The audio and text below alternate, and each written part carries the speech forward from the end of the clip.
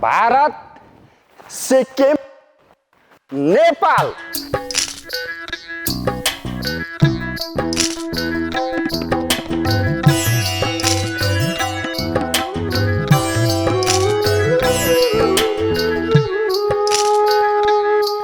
धेरै पहिलेबाटै एउटा स्तम्भले तीन देशको सिमाना छुट्याउनाले ठाउँको नाम नै रहन गयो तीन सिमाना। सिक्किम बेग्लै देश हुँदाखेरि अनि त्यो समयमा चाहिँ यतातर्फ सिक्किम अनि भारत र नेपालको एउटै स्तम्भ।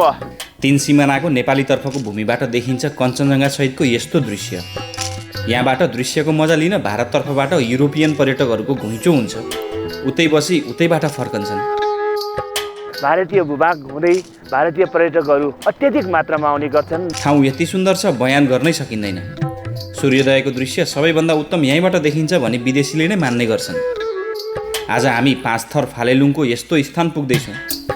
भारतबाट यसैलाई गन्तव्य मानेर पर्यटनले ठुलो फड्को मार्यो, जबकि हामीले भएर पनि ठाउँ चिन्न सकेनौँ। भारत सरकारले चाहिँ तपाईँको सिंहलीला नेसनल पार्क अन्तर्गत उसले चाहिँ यहाँ वार्षिक रूपमा करोडौँ आय आर्जनको पाटो बनाइरहेको। तीन सिमानामा बस्ने कृषकहरूसँग रमाइलो भेट हुन्छ हाम्रो।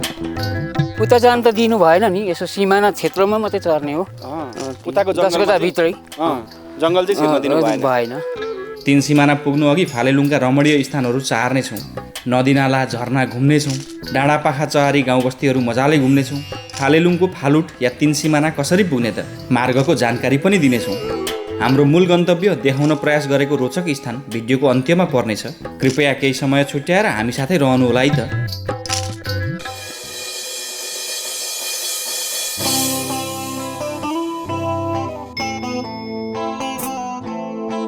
यो हो झापाको चाराली चोक। यहीँबाट उत्तर बढ्छ मेची राजमार्ग। मेची राजमार्ग नेपालको सबैभन्दा पूर्वको उत्तर दक्षिण राजमार्ग हो। अति सुन्दर स्थानहरू हुँदै बढ्ने यो मार्गमै पर्छ कन्याम इलाम। यसै मार्ग झापाबाट सुरु भई इलाम पाँचथर हुँदै ताप्लेजुङ छिर्छ। हामी भने आज पाँचथरको फालेलुङ गाउँपालिकाको एउटा विशेष स्थानतर्फ बढ्दैछौँ।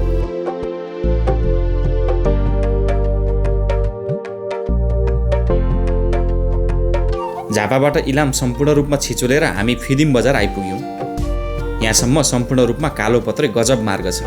अब भने हामी मेची राजमार्ग छोडेर भित्र फालेलुङतर्फ छिर्नेछौँ। अहिले हामी फिदिम बजारमा छौँ। फिदिम बजार यो पाँचथर जिल्लाको सदरमुकाम हो। यहाँबाट चाहिँ हामी फालेलुङतर्फ अगाडि बढ्दैछौँ। फालेलुङ चाहिँ एउटा सम्पूर्ण रूपमा गाउँपालिका नै हो, तर त्यहाँको उच्च पहाडी भेगहरू, अति सुन्दर स्थानहरू र त्यहाँ एउटा विशेष तीन सिमाना भएको स्तम्भ र नागीहरू लगायत चाहिँ गाउँ घरको चाहिँ सुन्दर दृश्यहरू र रोचक दृश्यहरू हेर्नको लागि चाहिँ हामी फिदिम बजारबाट चाहिँ अगाडितर्फ बढ्दैछौँ।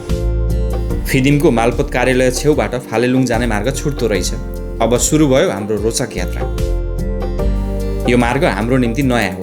यो भेग पहिले हामी गएका छैनौँ। वास्तवमा पूर्वको पाँचथर जिल्ला अनेकन सुन्दरताहरू लुकाएरै बसेको स्थान पक्का हो। प्रचार प्रसारको कमीले पाँचथरका विशेष स्थानहरू ओझेलमै परिरहेका छन्। खुसी प्रदेश अन्तर्गत पर्ने पहाडी जिल्ला पाँचथर विकट स्थल तर अति रमणीय धरातल बोकेको स्थान हो।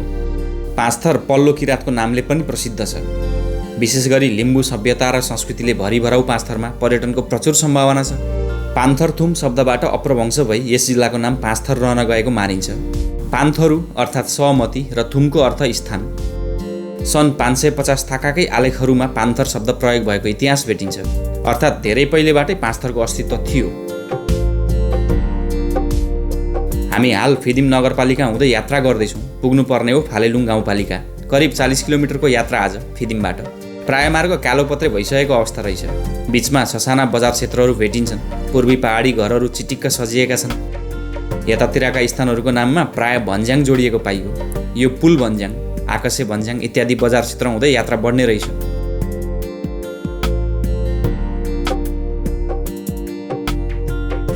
बिही दिन भन्ने बजार हामीले काट्यौँ। थोरै पानी पर्यो र पानीबाट हामी ओझेल पर्नको लागि यहाँ एउटा सानो कटेरोमा बस्यौँ। आधा बाटो आइसक्यो। हामी 1 घन्टा फिदिमबाट हिँडेको भने अब आधा जति बाटो काट्न बाँकी छ। पानीले बिजोग बनायो त। अब एकछिन ओत्तिरै जाउँ होला। ल ओत्तिनुहोस्। पानी केही कम भएपछि हामी फेरि अघि बढ्यौँ। रिजालचोक भन्ने स्थानबाट हामी देब्रेतर्फ छिर्यौँ। अब करिब 10 किलोमिटर यात्रा कच्ची सडकको रहनेछ आज। यस्तो चिप्लोमा घरि उफ्रिँदै घरि लत्रिँदै घरि सुल्किँदै लजाउँ। पानी परेर भर्खरै रहेकाले मार्ग निकै चिप्लो भयो। मोटरसाइकल निकै होस गरेर चलाउनु पर्ने हुन्छ चिप्लो बाटोमा।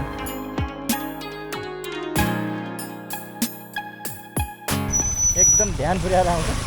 एउटा त कटो ल आउँछ साथी हो फुचुलुङ्ग पारेर आउँछ। ल हल्का चाहिँ भिजायो।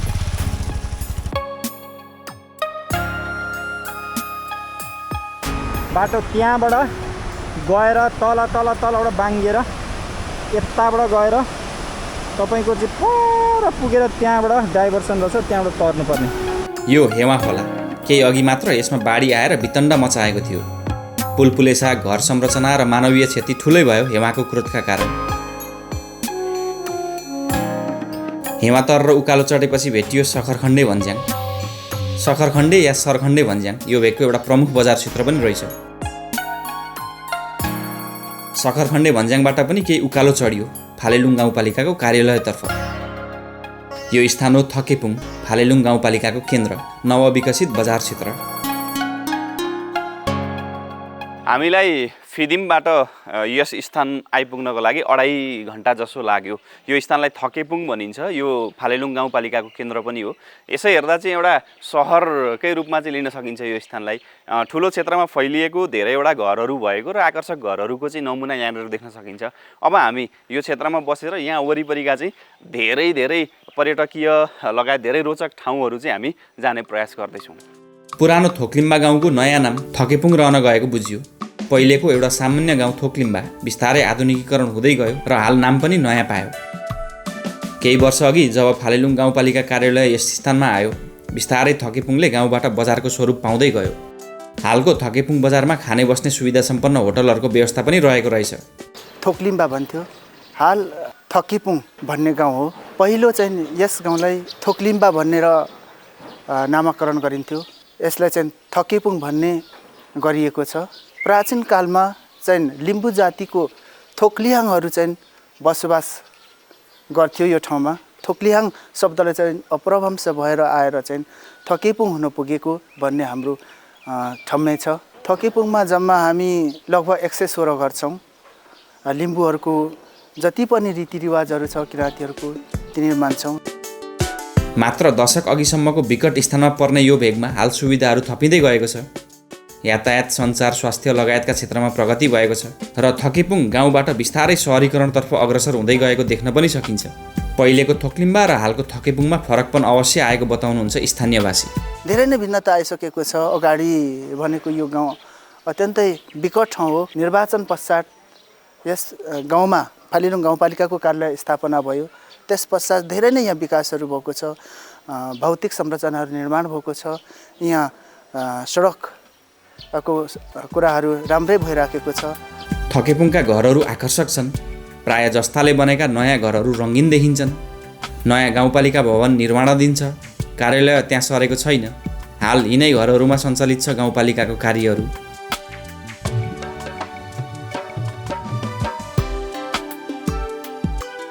थकेपुङमै हाम्रो भेट गाउँपालिका अध्यक्ष वीरविक्रम थाम्सुवाङसँग भयो। उहाँले नै हामीलाई फालेलुङका रोचक र आकर्षक ठाउँको भ्रमण गराइदिनु हुनुभयो।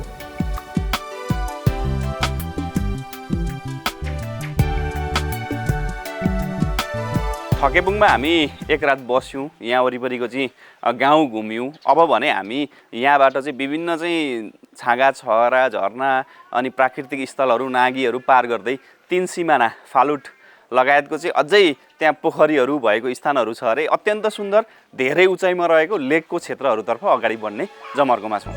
हामी थकेपुङबाट मोटरसाइकलमा अघि बढ्यौँ। अब हुनेछ रोचक स्थानको यात्रा। पहिले हामी स्थानीय क्षेत्रहरू घुम्नेछौँ र अघि बढेर 3 सिमाना फालुटसम्मै पुग्नेछौँ। हामी केही उचाइ झरेर सखरखण्डे भन्ज्याङ झऱ्यौँ। अध्यक्षज्यू साथै हुनुहुन्छ। हामी पहिले पानामा झर्ना, उचाइको गाउँघरहरू हुँदै अन्त्यमा 3 सिमाना पुग्ने भयौँ। यो रहेछ फालेलुङको माङ्लेबुङ गाउँ। पहाडको ढलानमा अवस्थित सुन्दर गाउँ, हराभरा सबैतिर। गाउँकै छेउमा हामी रोक्यौँ। यहाँबाट तल रहेछ पानावा झरना। हामी थाकेपुङदेखि केही अगाडि लगभग 10-15 मिनट अगाडि आएपछि यो माङ्लेबुङ भन्ने गाउँ आइपुग्यौँ। माङ्लेबुङ गाउँबाट तल चाहिँ एउटा पानावा झरना छ, एकदमै सुन्दर झरना। यो स्थानमा आइसकेपछि चाहिँ झरना नहेरिकन त मन नै मान्दैन, त्यस्तो झरना छ अरे। हामी यहाँबाट केही तल झरेर अनि झरनासम्म पुग्ने प्रयास गर्दैछौँ।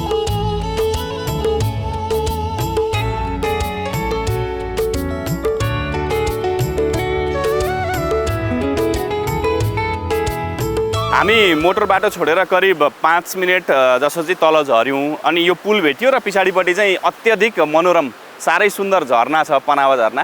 अब यहाँ आउनको लागि चाहिँ मोटर सडक पनि रहेछ, मोटरसाइकलहरू तलसम्म आउने अवस्था छ। पहिले चाहिँ यहाँनिर ठुलो दह पनि थियो जुन चाहिँ भर्खरै अगाडि गएको बाढीले चाहिँ लग्यो, त्यस कारणले चाहिँ अहिले दहको अवस्था छैन। तर एउटा पहराबाट खसेको 12 महिना झर्ने एकदमै सुन्दर झरना चाहिँ यहाँ यो क्षेत्रमा आएपछि देख्न पाउने अवस्था छ। स्थानीय भाषा अन्तर्गत पाना भनेको पानी र वा भनेको चाहिँ छ भन्ने अर्थ लाग्दो रहेछ। पाना वा अर्थात् यहाँ पानी छ। यो पानामा झरना चाहिँ तपाईँको यो एकदम ऐतिहासिक ठाउँको झरना हो। यसको शिरमा चाहिँ तपाईँको शिवजीको मन्दिर छ। धर्मद्वारदेखि लिएर विभिन्न ऐतिहासिक मठ मन्दिरको माझबाट बगेको यो झरना। सुरुमा चाहिँ यसलाई पानावा छाँगा भन्थ्यो। पछिल्लो हाम्रो पिँढीदेखि चाहिँ यसलाई हामीले झरनाको रूपमा रूपान्तरण गरेर यहाँ चाहिँ तपाईँको पालिका, प्रदेश, सङ्घको लगानीबाट चाहिँ यो पुलहरू लगायत बाटोघाटो बनाउने कामहरू तीव्र गतिमा भइरहेको छ। र यहाँ विशेष गरेर रक्षाबन्धनको दिन चाहिँ यहाँ पूजाआजा हुन्छ र यो क्षेत्रको आम हिन्दू धर्मावलम्बीहरू चाहिँ यहाँ आएर चाहिँ रक्षाबन्धनको पूजा गरेर रक्षाबन्धन बाँध्ने काम हुन्छ र यहाँ चाहिँ उँभौली पूजा पनि हुन्छ यो माथि झरनाको शिरमा। र यो केही वर्षदेखि यता चाहिँ यहाँनिर चाहिँ तपाईँको निकै यो झरनाको दृश्य अवलोकन गर्नको लागि चाहिँ भिड रहेको म यहाँहरूलाई जानकारी गराउँछु। यो चाहिँ झरना पुछार, गाउँको पुछार भएको हुनाले माथि तपाईँको लगभग 4-5वटा सिँचाइ छ होइन, कुलोहरू।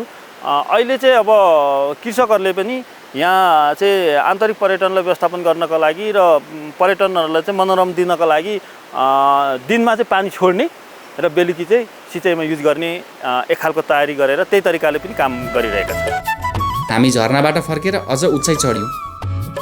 माङ्लेबुङको सिरानमा अवस्थित यो गाउँ सम्पूर्ण रूपमा लिम्बूहरूको बसोबास स्थल रहेछ। यो स्थानमा बसेर वरिपरि हेर्दा फालेलुङ गाउँपालिकाको सबै वडाहरू देख्न सकिने पनि रहेछ।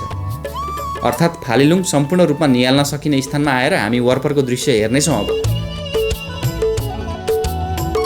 हामी तल झरना हेरेर केही माथि उचाइमा आयौँ। यो चाहिँ माङ्लेबुङ गाउँकै माथिल्लो टोल अथवा माथिल्लो गाउँ हो। यहाँ चाहिँ एकदमै सुन्दर दृश्य देख्न पाइने स्थान भएको चाहिँ हामीले अनुभव गरेका छौँ। अब यो सम्पूर्ण रूपमा लिम्बू बस्तीहरू भए, यहाँ माथि माङ्गिम छ, माङ्गिम अर्थात् मन्दिर भगवानको चाहिँ देवस्थल। अनि त्योभन्दा माथि चाहिँ एउटा चाहिँ कञ्चनजङ्घा प्राकृतिक भ्यू टावर भनेर भनिने चुचुरो छ, जहाँबाट चाहिँ हिम दृश्यहरू साह्रै राम्रो देख्न सकिन्छ, हिमाली श्रृङ्खलाहरू। यो स्थान चाहिँ सबै फालेलुङ गाउँपालिकाको वडाहरू देख्न सकिने स्थान पनि हो। अब यो कुन कुन स्थान पर्छ यहाँ वरिपरि भन्ने विषयमा हामी अध्यक्षज्यूसँग थप जानकारी लिनेछौँ। माङ्लेबुङ टोलको सिरान माङ्लेबुङ स्मारिका पार्क भनेर चाहिँ यहाँ चाहिँ हामीले एक खालको तयारी गरिरहेका छौँ। यहाँबाट चाहिँ फालेलुङ गाउँपालिकाको 8 वडालाई देख्न सकिन्छ।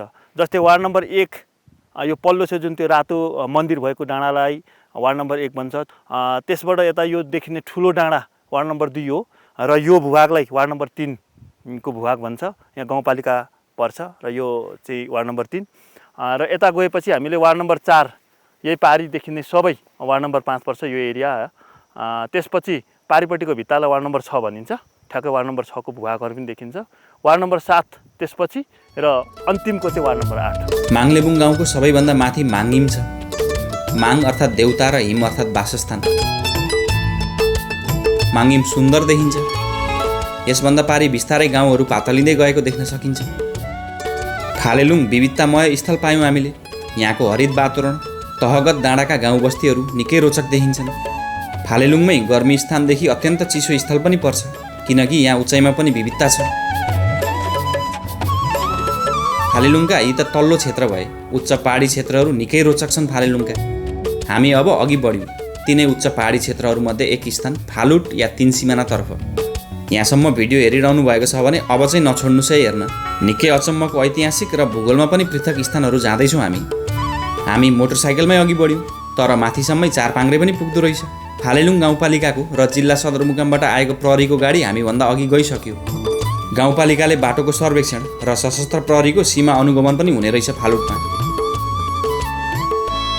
सुन्दर पूर्वी पहाडी घरका नमुनाहरू प्रशस्त देख्न पाइन्छ बाटो छेउछाउ।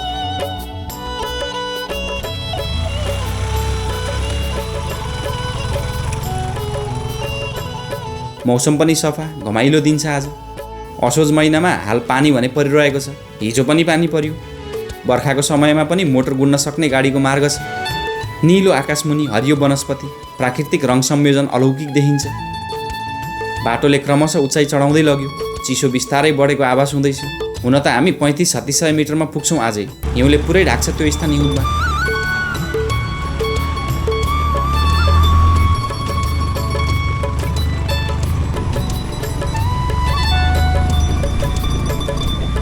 फाइबर इन्टरनेट र आइपिटिभी भनेकै वेबसर्फर वेबसर्फर वेबसर्फर वेबसर्फर वेबसर्फर वेबसर्फर। हिँड्दै जङ्गल भन्ने ठाउँ आयो यसरी टुङ लाएर। हाम्रो सेतो गाडी खै त हिलो चाहिँ नहुँदा त भइगयो नि। तानो तानो आनो आनो 6 गियर लायो 6 गियर।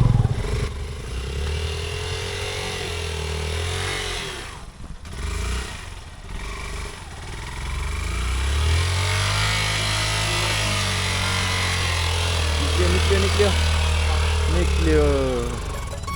अब गाउँ बस्ती निकै पातलिँदै आयो। लगभग यही स्थान होला अन्तिम गाउँ घर भेटिने। अब माथि प्राय गोठहरू मात्र भेटिन्छन् रे।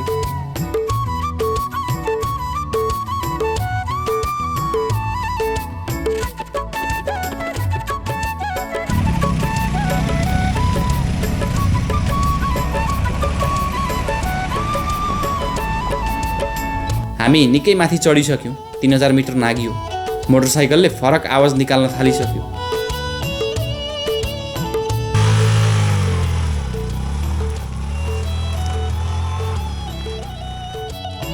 हामी करिब 3100 मिटर माथि उचाइमा आइसक्यौँ।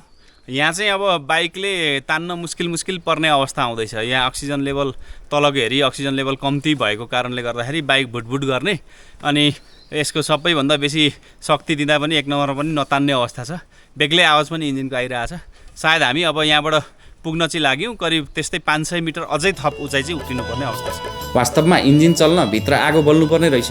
कम अक्सिजनमा कम्बसन प्रभावित हुन्छ। इन्जिनको शक्ति घटेर जान्छ।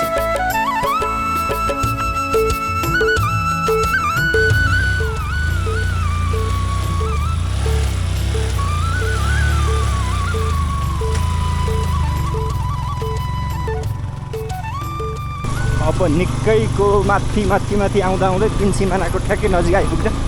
गाडी यहाँ राखेर सरहरू चढ्नु भएछ। यहाँबाट तानेर कि कसो। करिब 3300-3400 मिटर उचाइ नेपालको पूर्वी सिमाना नजिकै पुगेर हामी रोक्यौँ। अब अगाडि हाम्रो मोटर लिएर जान पाइँदैन भारततर्फ। सीमा छेउकै यो गोर्खेपानी पोखरी। हेवा खोलाको शिर मुहान या उद्गम नै यो पोखरी रहेछ।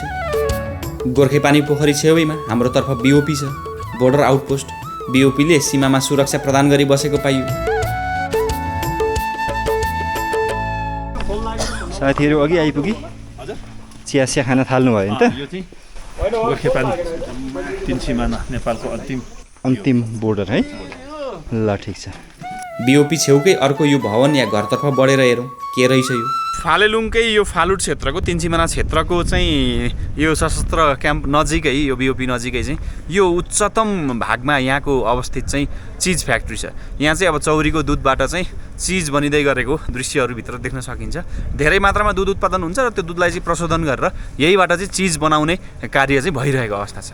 चिज फ्याक्ट्री यता छिरो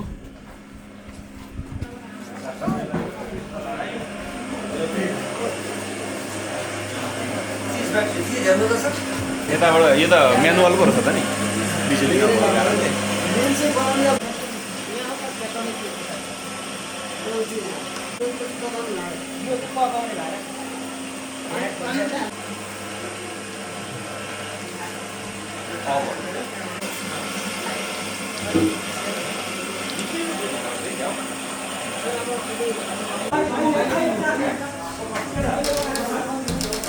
अलिक तल्लोपट्टि जानु। महासागर रहेछ नि त यो सबै यतादेखि यतासम्म ठुलो ठुलो फेरि यो भर्खरै तयार भएको चौरीको एकदमै यो शुद्ध दुधको चिज यो अर्को पनि एउटा भण्डारण कोठा छ अरे यत्रै धेरै मात्रामा चाहिँ यो चिजहरू रहने गर्छ त्यहाँ कता बसौँ सर भित्रै बसौँ चिया खान ल ठिक छ ल दाजुले चिया खान पनि बोलाइसक्नु हामीले यो चाहिँ के को खाद्य पदार्थ भयो यो याक चिजको चाहिँ अमलेट हो याक चिजको अमलेट नयाँ पदार्थको यसमा अन्डा चाहिँ होइन यो अन्डा छैन यो चौरीको दुध हो चौरीको दुधको लाई चाहिँ हामीले चाहिँ चिजलाई चाहिँ अमलेट जस्तो बनायौँ ए अनि यो ताजा दुध पनि छ यहाँ यस्तो मजा आउने भयो यो खान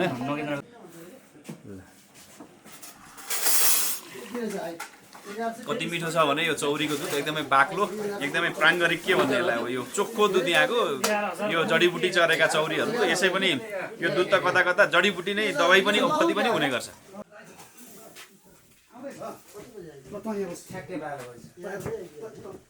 यहाँ हामी चौरी पालन व्यवसाय गर्दै परम्परागत रूपले यहाँ बसोबास गर्दै आइरहेको छौँ यो क्षेत्रमा फालेलुङ क्षेत्रमा जम्मा 30वटा चौरी गोठ छ यहाँ 600 देखि 650 को सङ्ख्यामा चौरी पालन गरेर हाम्रो चौरी गोठालाहरू बसिरहेका छौँ र अहिले आएर चाहिँ विगतमा हाम्रो घिउ छुर्पी बनाएर चाहिँ छुर्पी चाहिँ हाम्रो डक्च्युको रूपमा पनि र चाहिँ चौरीको छुर्पी फ्याटवाला छुर्पीको रूपमा पनि जान्थ्यो घिउ जान्थ्यो तर विगत वर्षदेखि हामीहरूले यहाँ याक चिज उद्योग स्थापना गरेर हामीहरू चौरीको दुधबाट चिज उत्पादन गरिरहेका छौँ अहिले चाहिँ यो चिज हाम्रो काठमाडौँमा चाहिँ खपत भइरहेको छ अहिले हाम्रो राम्रै छ यहाँ दैनिक रूपमा 450 देखि 500 लिटर दुध कलेक्सन गरेर हामीहरूले याक चिज उत्पादन गरियो यो सीमावर्ती क्षेत्रमा र अब उच्च पहाडमा भएको हुनाले अलिकति अब सूचना सञ्चार आदि इत्यादिबाट चाहिँ अलिकति यो क्षेत्र अलिक पछाडि छ भर्खरै कच्ची बाटोहरू आएको र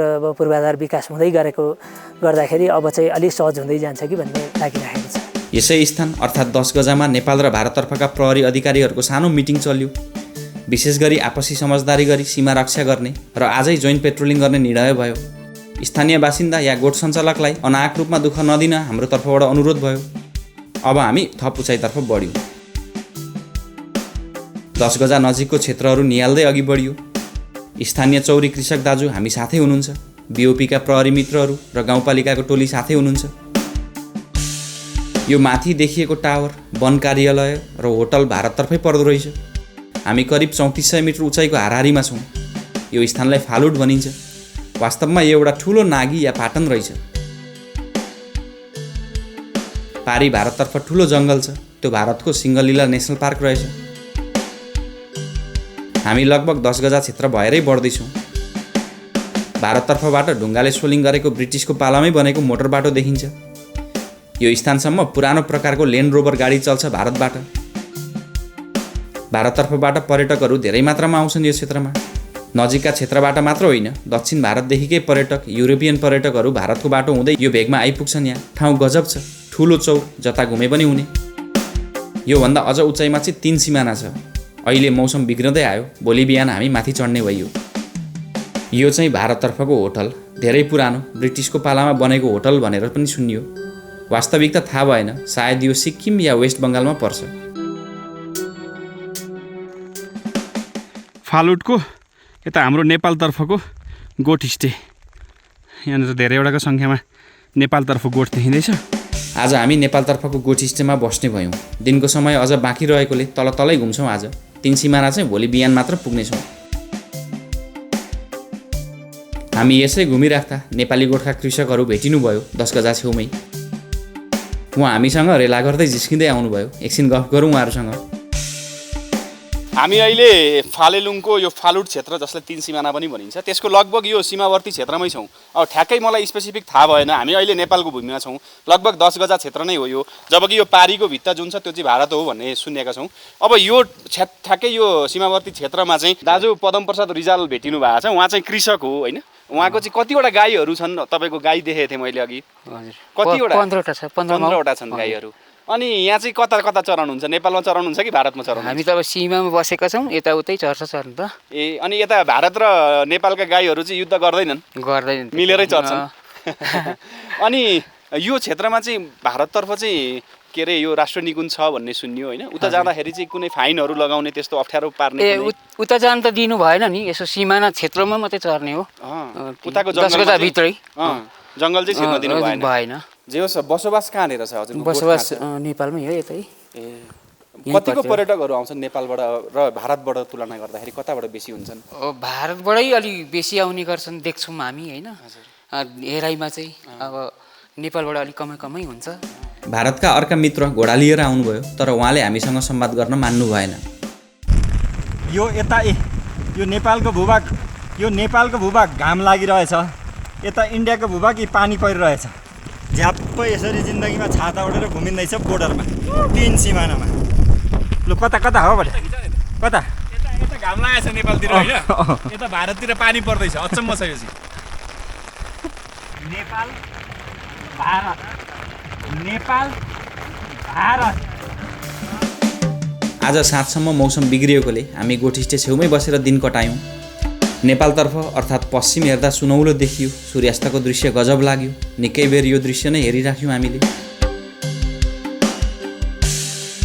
बिहानै उठ्यौँ यो फालुटको गोठिस्टेबाट अब यहाँबाट चाहिँ हामी माथि 3 सिमाना जाँदैछौँ अत्याधिक चिसो छ हावा पनि अत्याधिक चलेको छ यति मजाले मौसम खुलेको छ आज भने साह्रै राम्रो दृश्य देख्न सायदै पाइन्छ होला फालुटबाट अब हामी निकै उकालो चढेर माथि 3 सिमानासम्म पुग्दैछौँ हामी गोठिस्टेबाट माथि उक्ल्यौँ वास्तवमा गोठिस्टे होटल समान नै रहेछ सफा खाट र बिछ्यौना खानाका प्रकारहरू रोजी पाइने सुविधायुक्त गोठिस्टे भन्न सकिने रहेछ यसलाई नेपालतर्फबाट हो या भारतका पर्यटक हुन् डाँडाहरूबाट सूर्योदय पर्खिरहेको देखिन्छ भर्खर बिहानको 6 बजेकै छैन सूर्योदय हुने तर्खरमा चाहिँ छ यसरी चाहिँ खै त यता पुग्यौँ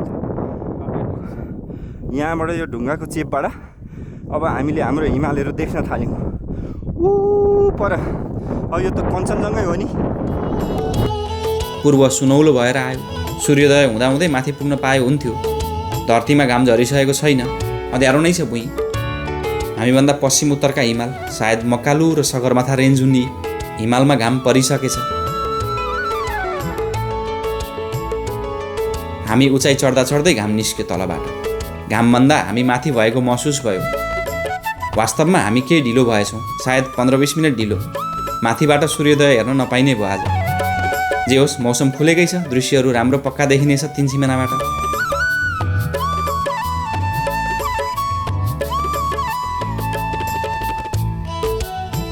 मार्ग छेउमा ठुला चट्टान या ढुङ्गाहरू छन् कुनै एक ढुङ्गा चढे दृश्यहरू परसम्मको देख्न सकिन्छ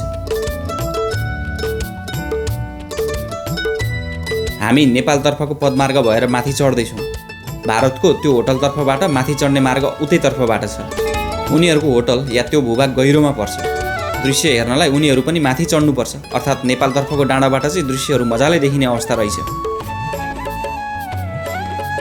वास्तवमा भारततर्फबाट मोटरमा या ट्रेकिङ गरेर धेरै विदेशीहरू यहाँ आइपुग्छन् भारततर्फबाट माने भञ्ज्याङ सन्दकपुर हुँदै यहीँसम्म मोटर चल्छ मोटर बाटो कतै 10 गजा कतै सीमा छेउ हुँदै यहाँसम्म आइपुग्छ उनीहरूको राष्ट्रिय निकुञ्जको नियमअनुसार वन्यजन्तुको प्रजनन समयमा मोटर चल्न दिइँदैन रे नत्र अन्य समयमा ल्यान्ड रोभर प्रशस्त आइपुग्छन् भारतका नेपाली मोटर भने उक्त बाटोबाट आउन दिइँदैन रहेछ भारतबाट आउने पर्यटकहरू प्राय भारततर्फकै होटलमा बस्छन् 10 गजाको बाटोको प्रयोग गर्छन् तर प्राय दृश्य हेर्न भने नेपालतर्फकै डाँडा उक्लिनु पर्ने हुन्छ कारण भारततर्फ केही गहिरो भूभाग छ चाहे सन्दकपुर होस् या फालुट दृश्य राम्रो नेपालबाटै देखिँदो रहेछ हाम्रो तर्फबाट नेपालकै बाटो सन्दकपुरसम्म आएको छ मोटरेबल सडक तर सन्दकपुरबाट नेपालतर्फबाट यहाँ आइपुग्ने नेपाली बाटो छैन भारतबाट चाहिँ छ यस अर्थमा भारतले यो स्थानबाट पर्यटनको माध्यमले ठुलो आय आर्जन गरिरहेको अवस्था छ भारतमा ब्रिटिस राज्य हुँदाखेरिदेखिकै बाटो र होटलहरू छन् त्यही बखतबाट यहाँ धेरै पर्यटकहरू आइरहेकै छन् यहाँ भारतको बदखै गर्नुको तुक रहेन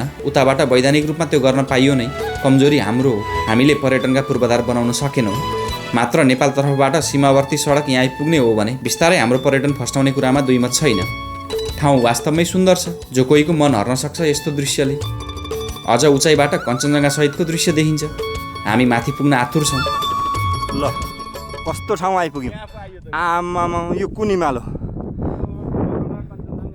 बाफ्रे यता पो रहेछ त यहाँ पो रहेछ त हिमालको चाहिँ भण्डार भक्कारी के यो हामी अहिले ठिक्क 3 सिमानामा छौँ। यो पछाडिको स्तम्भ जुन छ यो आफैमा 3 सिमाना।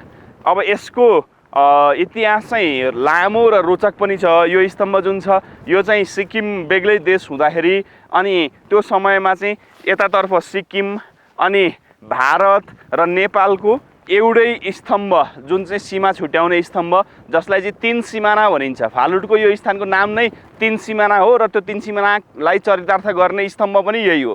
यही स्तम्भको कारणले यो ठाउँलाई 3 सिमाना भनिएको त्यो स्पष्ट बुझ्न सकिन्छ। अब अहिले त भारत सिक्किम दुवै भारत देश नै भएको अवस्था छ भने भारत र नेपालको सीमा स्तम्भ चाहिँ यो रहेको अवस्था अहिलेको लागि छ। भारत सिक्किम नेपाल। हामी 3 सिमानाको स्तम्भबाट अझ अघि बढ्यौँ। वास्तवमा दृश्य हेर्ने ठाउँ यता अघि रहेछ। हामी यहाँ आइपुग्दा केही ढिलो भयो। भारततर्फबाट दृश्य हेर्न आएकाहरू धेरै तल फर्किसकेछन्। यद्यपि डाँडामा केही पर्यटकहरूले दृश्य हेर्दै गरेको भने पाइयो।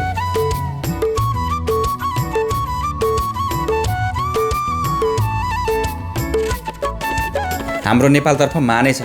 पुरानो माने या मन्दिर के हो, ढुङ्गाले निर्मित देखिन्छ। यताबाट पर्यटकहरू मन्त्रमुग्ध भएर दृश्यहरू हेरिरहेको देख्न सकिन्छ। यी सबै भारततर्फबाटै आएका हुन्। हामीले सोधी हेऱ्यौँ, कोही साउथ इन्डिया बेङ्गलोर त कोही इटालीका पर्यटकहरू रहेछन् नि। हिजो तल भारततर्फको होटलमा बसी बिहानको दृश्य हेर्न आएका रहेछन्। यो क्षेत्रमा विभिन्न देशको पर्यटकहरू बिहानीको यो सूर्योदयको हेर्न पनि यहाँ आइरहेको हामी देख्छौँ र यो क्षेत्रमा भारतीय भूभाग हुँदै भारतीय पर्यटकहरू अत्यधिक मात्रामा आउने गर्छन् र यो क्षेत्रमा आएर नेपालको दृश्यहरू अवलोकन गरेर भारतीय क्षेत्र त्यस्तै गरी कुइरेहरू भनौँ उहाँहरूले पनि यो क्षेत्रदेखि हाम्रो नेपालको विभिन्न क्षेत्रहरू अवलोकन गरेर हाम्रो यहाँको धेरै आमदामीहरू उहाँहरूले लिनुहुन्छ भने हामीले यो गर्न सकिरहेका छैनौँ।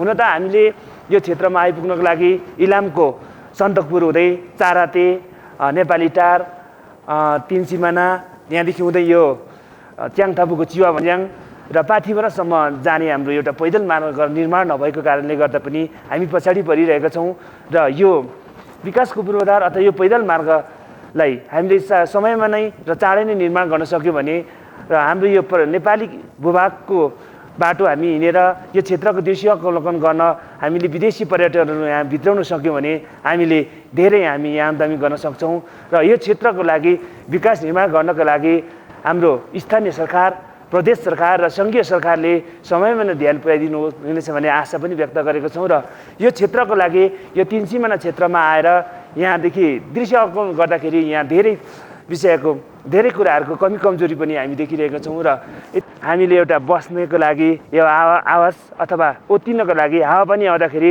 खुर्र कुदेर गएर यहाँ बस्ने एउटा घरहरू पनि यहाँ निर्माण भइदिएकोदेखि धेरै पर्यटनहरूलाई सेवा सुविधा पुग्ने थियो र यो क्षेत्रमा पानीको पनि समस्या छ। पानी अलि तल भएको कारणले गर्दाखेरि यहाँ पानीको लागि पनि लिफ्टिङ गर्नुपर्ने भएको कारणले गर्दाखेरि यहाँ पर्यटकहरूलाई आउँदाखेरि कुदेर आउँदाखेरि तिर्खा लाग्दाखेरि पानी पिउने ठाउँ पनि नभएको कारणले गर्दाखेरि यहाँ विभिन्न देशबाट आउने पर्यटकहरूलाई पनि केही सेवा सुविधाको पनि कम छ। त्यसैले गर्दाखेरि यो हाम्रो नेपाल सरकारले समयमा नै यो क्षेत्रको एउटा भनौँ नजर पुर्याएर यो हाम्रो पाँचथरको यो फालेलुङ अति दुर्गम क्षेत्रको यो एउटा पर्यटन विकाससँग जोडियोस् भन्ने एउटा आशा पनि हामीले हाम्रो यो स्थानीय तहले पनि हामीले गरेका छौँ।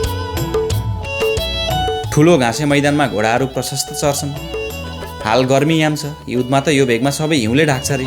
त्यो बखत यसको सुन्दरता अझ बढेर जाने रहेछ। फालेलुङको इतिहास र फालुटको विषयमा धेरै तथ्यहरू जोडिएका पनि छन्। यस सम्बन्धी थप जानकारी अध्यक्षज्यूबाट लिँदैछौँ। पाँचथर जिल्लाको फालेलुङ गाउँपालिकाको यो 3 सिमाना भन्ने ठाउँ हो।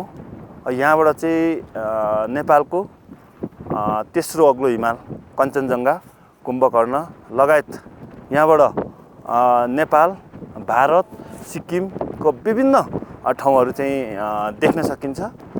त्यो सँगसँगै यो ठाउँलाई 3 सिमाना भन्न चाहिँ मेन यो चाहिँ नेपाल, भारत र सिक्किम राज्य हुँदा चाहिँ यहाँनिर चाहिँ 3 देशको सिमानाको चाहिँ पिलर नम्बर 1 चाहिँ यहाँनिर चाहिँ बनाइएको हुनाले यो ठाउँलाई 3 सिमाना भनिएको हो।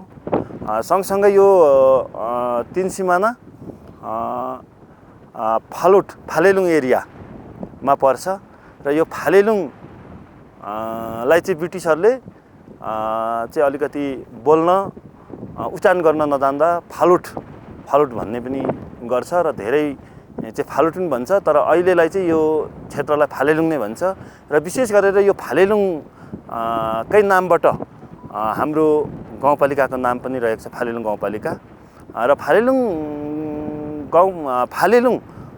नाम रहनको चाहिँ धेरैवटा पाटा धेरैवटा विश्लेषण भए पनि विशेष गरेर एउटा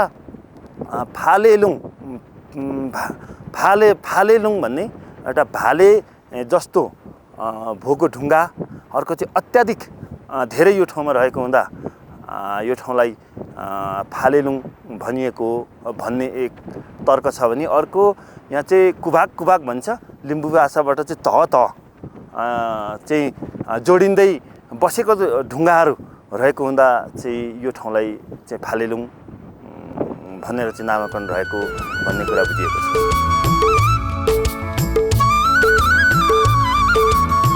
वास्तवमा यो स्थान प्राकृतिक कञ्चनजङ्घा भ्यू टावर रहेछ।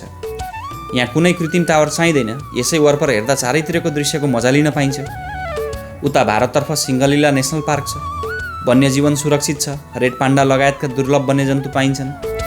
यो क्षेत्रमा पर्यटक आएको कुरा नयाँ होइन, भारत हुँदै धेरै अघिबाटै पर्यटकको घुइँचो लाग्छ यहाँ, तर हामीले भने पर्यटनको कुनै लाभ लिन नपाएको अवस्था छ। अहिले यो ठाउँमा यता भारत सरकारले इन्डिया सरकारले चाहिँ तपाईँको सिङ्गलिला नेसनल पार्क अन्तर्गतको यो अन्तिम कञ्चनजङ्घा भ्यू टावर बनाएर उसले चाहिँ यहाँ वार्षिक रूपमा करोडौँ तपाईँको आय आर्जनको पाटो बनाइरहेको छ र यता हाम्रो नेपाल सरकार अन्तर्गत फालेलुङ गाउँपालिकाले पनि अहिले पहल गरेर यो ठाउँलाई चाहिँ अब हाम्रो नेपालको फालेलुङ गाउँपालिकाको चाहिँ आय आर्जनको पाटो बनाउनु पर्छ भनेर हामी पनि यहाँ लागि परेका छौँ र हाम्रो तर्फबाट पनि यहाँ विभिन्न संरचनाहरू आउने बाटोहरू निर्माण भइरहेको छ। सँगसँगै यहाँनिर चाहिँ अब यही ठाउँको नामबाट चाहिँ हाम्रो गाउँपालिकाको नाम रहेको हुँदा तत्पर अब गाउँपालिकाले चाहिँ यहाँ चाहिँ फालेलुङ महोत्सव पर्यटन महोत्सव लगाउने भनेर तयारी गरिरहेका छौँ र चाँडै नै हामीले यो महोत्सव पनि लगाउने तयारीमा छौँ। वास्तवमा हामी पछि परेकै भएको ठाउँलाई सदुपयोग गर्न नसकेर हो। यस्तो स्थान भएर पनि हामीले चिन्न सकेनौँ। ठाउँ त्यही हो, चाहे जुनसुकै देश हुँदै नागरिक आउँ देखिने यही अलौकिक दृश्य हो। उताबाट बाटो छ, यताबाट छैन।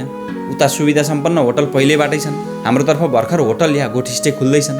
फरक यति, उताबाट आय आर्जन राम्रो हुन्छ, हाम्रोतर्फ शून्य प्राय। हाम्रो तर्फबाट समस्या हो बाटो नहुनुको। हाल गाउँपालिकाको टोली बाटोकै सर्वेक्षणका निम्ति आएको पनि हो। समस्या छ, तर यसको समाधान मैले चाहिँ देखिसकेँ। इलामको सन्दकपुरसम्म हाम्रै तर्फबाट सडक मार्ग आइपुगेको छ। सन्दकपुरबाट यदि नेपाली भूभागबाट सके मोटर बाटो नसके पैदल मार्ग यदि बनिने हो भने यो स्थान मात्र होइन, माथिसम्मै हामीले पर्यटक पुर्याउन सक्छौँ। सन्दकपुरबाट 4 राते यो फालुट अझ माथि तिम्बुङ पोखरी हुँदै कञ्चनजङ्घा बेस क्याम्पसम्म पैदल मार्ग पुग्नुपर्छ। मलाई सबैभन्दा दुःख के लाग्यो यहाँ आइपुग्दा भने भारततर्फबाट आएका पर्यटकले कञ्चनजङ्घा भारतकै हिमाल हो भनी बुझ्दो रहेछन्। सायद नेपालको 8000 माथिका हिमाली बेस क्याम्प मध्ये कम पर्यटक पुग्ने बेस क्याम्प कञ्चनजङ्घा नै हो। व्यवस्थित पैदल मार्ग र होटल सुविधा नै यसको समाधान हो। अर्को सुखद खबर चाहिँ के भने सन्दकपुरमा नेपालतर्फ होटल छ।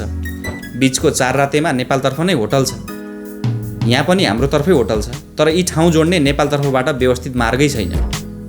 भारतको बाटो प्रयोग गर्न कठिनाइ छ। अर्को भागमा त्यो विषयवस्तु समेट्नेछौँ कसरी भनेर। हाल फालुटमा भएको हाम्रो तर्फको होटलको जानकारी लिइहालौँ। मैले यो सुरु गरेको चाहिँ अहिले 3 साल जति भयो, 3 वर्ष जति भयो। पर्यटक भनेको अब यो असोज लागेपछि स्टार्ट भयो भनौँ न, आउन थाल्यो। साह्रै धेरै आउने सिजन चाहिँ हाम्रो मङ्सिर पुस, अनि त्यस पछाडि हिउँको सिजन अप हुन्छ, अनि त्यसपछि फेरि चैत वैशाखमा आउने।